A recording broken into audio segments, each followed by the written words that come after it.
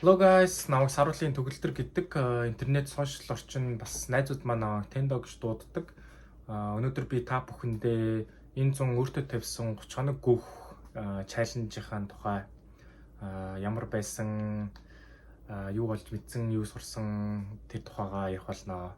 За юун түрүүнд би жил хагасын өмнөөс сэтгэл зүйчтэй уулзч зөвлөгөө авч эхлээд тэгээ ер нь айгу өөрчлөлтүүд хийж эхэлсэн. Тэгээ ялангуяа он гарснаас хойш идэвхтэй YouTube-ээ хийж эхэлсэн, шинэ beat хийж сурсан, шинэ тэмдэглэл хөтлөж эхэлсэн. Тэгээд том жижиг айцуудтайгаа нүүр тулсан. Тэр дундаас надад ганц юм л айгу дутагдаад байсан.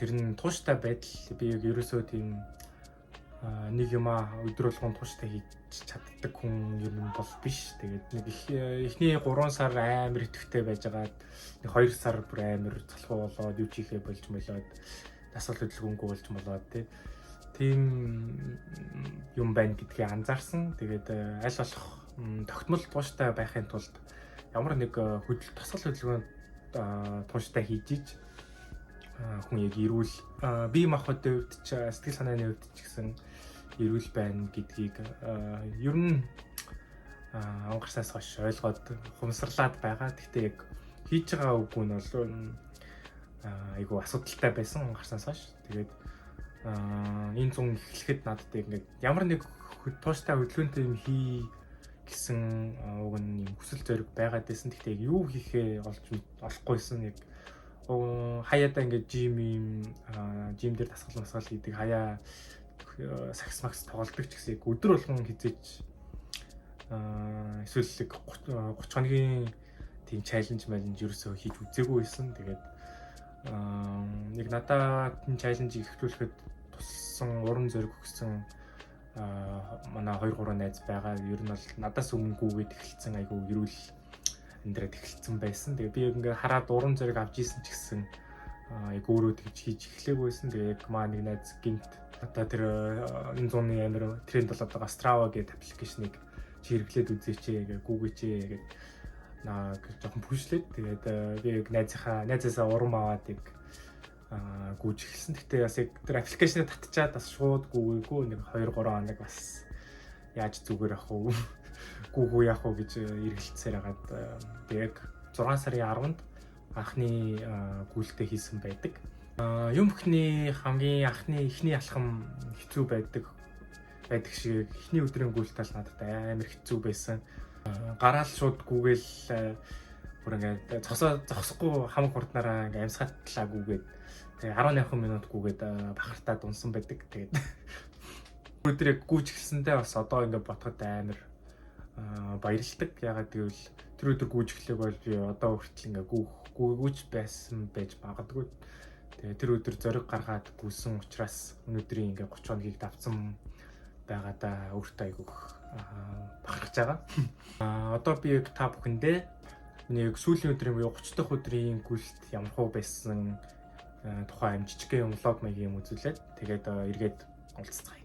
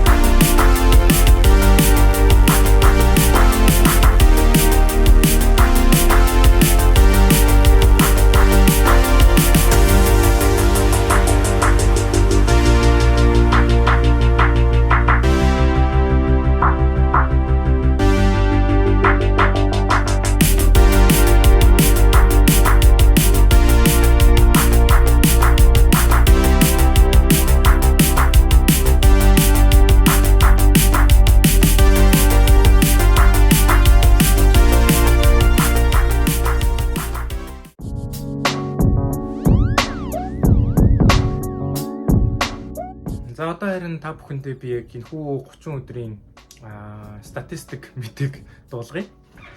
За тэгээд би он гарснаас хойш 2-3 тэмдэглэл эхлүүлсэн. Тэгээд тэрний нэг нь одоо энэ байна. Тэгээд энэ дээр би яг өөрийнхөө 30 хоногийн бүх гүйлтийн статистик юм ингээд бичсэн байгаа.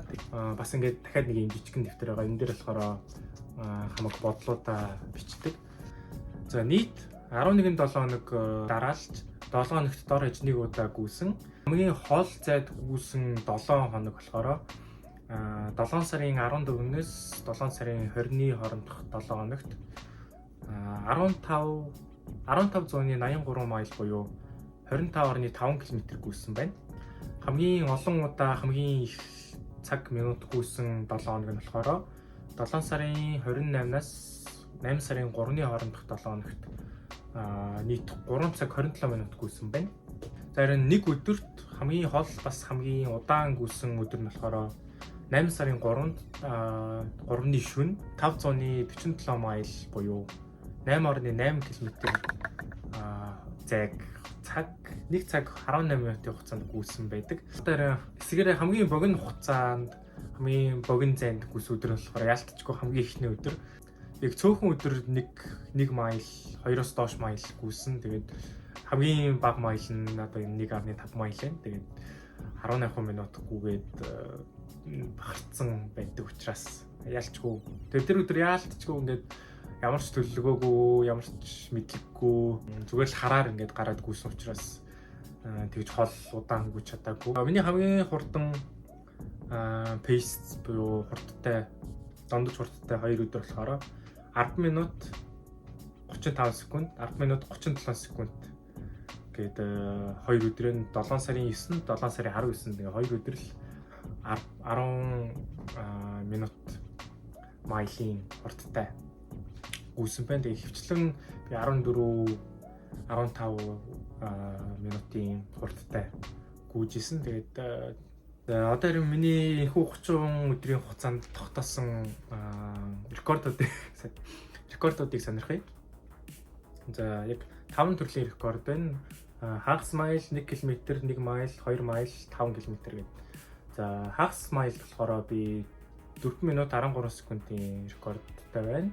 1 км-т болохоор 5 минут 13 секунд, 1 майл 10 минут 12.6 секунд, 2 майл 21 минут 57 секунд. Тэгээд хамгийн хурдан 5 км гүйлт бол 33 минут 44 секунд гүйсэн байна. Энэхүү 30 хоногт гүйлтийн тухай одоо миний олж мэдсэн, ойлгосон, сурсан зүйлүүдээс хуваалцъя.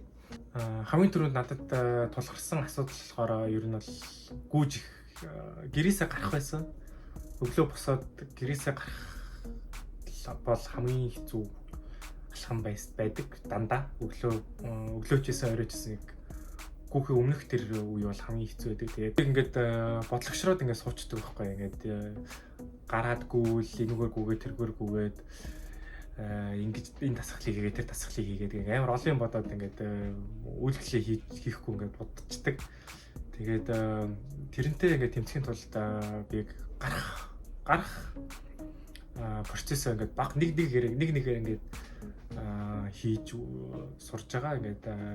Ингээд орондоо хөвтөж байгаа бол орноосоо босоод босцсон бол босоод ингээд жоохон алхаад тэгээд тэгж яагаад ингээ хувцаа гаргаж тавиад гарахтаа өмсөх хувцаа гаргаж тавиад тэгээ бас шууд өмсөхгүйтэй ингээ зүгээр ингээ гараа тавьчин тэгж яагаад дахиад жоо алхаж жагаад тэгээ хувцаа өмсөн тэгээд баг багаар ингээ өмсөд ингээ тэр ингээ гарах процессыг баг багаар хийгээд ирэнгүүт ялчгүй ингээ хувцаа өмсөд бэлэн болцсон юм чинь ингээ гарахаас аргагүй болдог. Тэгээд ер нь бол гүүхээс өмнө эхлээд нэг 5 минут заавал алхах хэрэгтэй.